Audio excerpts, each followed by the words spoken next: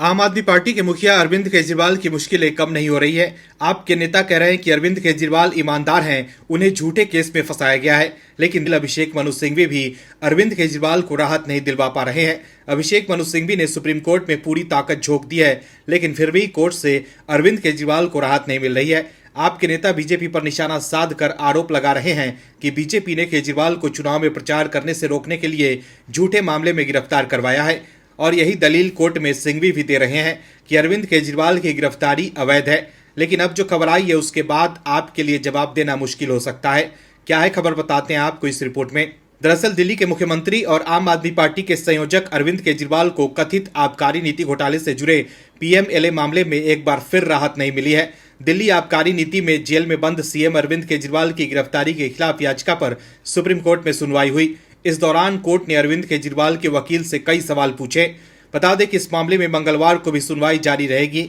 इस दौरान कोर्ट ने अरविंद केजरीवाल के वकील से पूछा कि क्या उन्होंने ट्रायल कोर्ट में अपनी जमानत याचिका दायर नहीं की।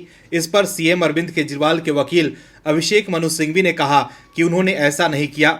वकील का जवाब सुनकर कोर्ट में जज ने कहा कि आप गिरफ्तारी और रिमांड का विरोध कर रहे हैं तो आपने जमानत की अर्जी क्यों नहीं डाली। इस पर अभिषेक मनु सिंघवी ने कहा कि क्योंकि सीएम अरविंद केजरीवाल की गिरफ्तारी अवैध है।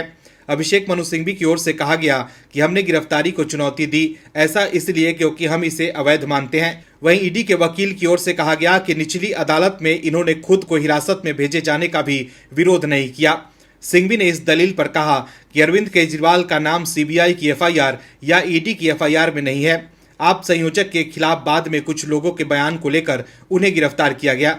जज ने आगे कहा कि ये बातें आपको जमानत याचिका दाखिल कर उसमें बोलनी चाहिए। सिंघवी ने कहा कि जिसके बयान को आधार बनाकर गिरफ्तार किया गया उसे बाद में जमानत मिल गई, जबकि पुराने बयान के आधार पर चुनाव से ठीक पहले अरविंद केजरीवाल को गिरफ्तार कर लिया गया।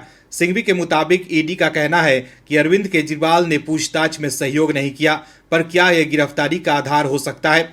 धारा 19 साफ कहती है कि अरेस्ट तब किया जाए जब ऐसा करने के लिए जरूरी सबूत हो। वहीं सुनवाई के दौरान अभिषेक मनु सिंघवी की ओर से कहा गया कि अरविंद केजरीवाल का बयान रिकॉर्ड नहीं किया गया और उन्हें गिरफ्तार कर लिया गया। हालांकि बाद में जस्टिस खन्ना ने कहा कि यह विरोधाभासी दलील है। आप समन पर नहीं गए तो बयान कैसे दर्ज होता। जज ने पूछा कि आप कितना समय और जीरा चाहते हैं। इस पर सिंघवी ने जवाब दिया लगभग 2 घंटा।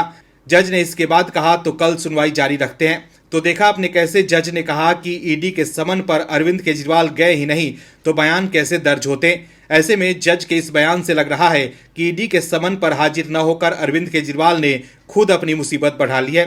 अगर केजरीवाल ईडी के समन पर हाजिर होते तो अभिषेक मनु सिंघवी के पास कहने के लिए होता कि केजरीवाल ने जांच में सहयोग किया है। लेकिन अब सुप्रीम कोर्ट के जज भी मान रहे हैं कि एक तो अरविंद केजरीवाल समन पर हाजिर नहीं हुए और दूसरी तरफ सिंघवी दलील दे रहे हैं कि अरविंद केजरीवाल का बयान रिकॉर्ड नहीं किया गया और उन्हें गिरफ्तार कर लिया गया। Bureau report, OMH news. और भी वीडियोस देखने के लिए चैनल को सब्सक्राइब करें और बेल आइकन को दबाएं।